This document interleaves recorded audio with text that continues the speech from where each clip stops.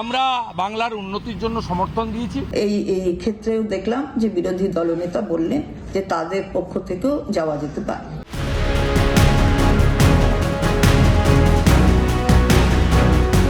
উন্নয়ন যখন উদ্দেশ্য, শাসক বিরোধী একসুর।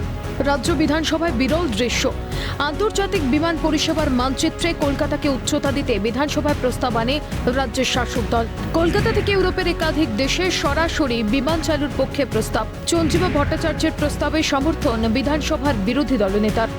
বাংলা বাঙালির স্বার্থে যে কোনো পজিটিভ, প্রোগ্রেসিভ, ডেভেলপমেন্ট ওরিয়েন্টেড পশ্চিমবঙ্গের জন্য কলকাতা বাগডোগরা অন্ডাল এয়ারপোর্ট থেকে ইন্টারন্যাশনাল ফ্লাইট চালু হোক, ইউরোপে পৌঁছে যাক, ইউরোপ থেকে আমাদের এখানে সবাই আসুক, আমরা চাই।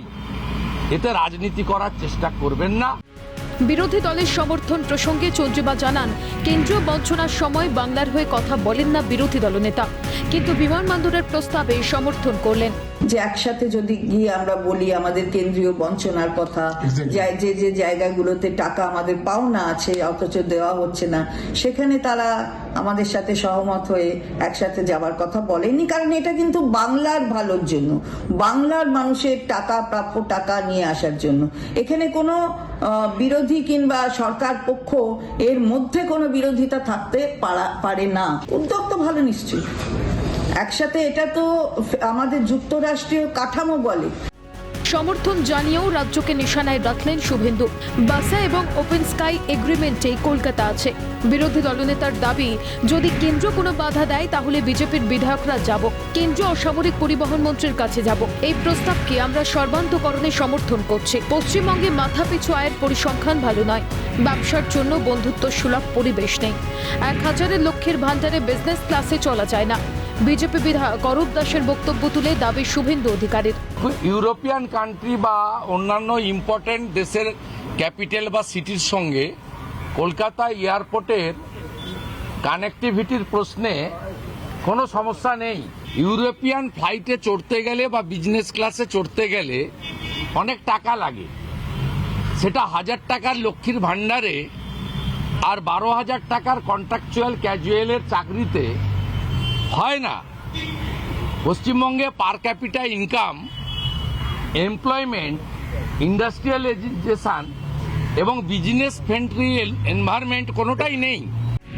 পশ্চিমবঙ্গের ব্যবসা বাণিজ্যের পরিবেশের কথা বলতে গিয়ে টাটা গোষ্ঠীর প্রসঙ্গ তুলে মুখ্যমন্ত্রীকে বিঁধলেন বিরোধী দলনেতা।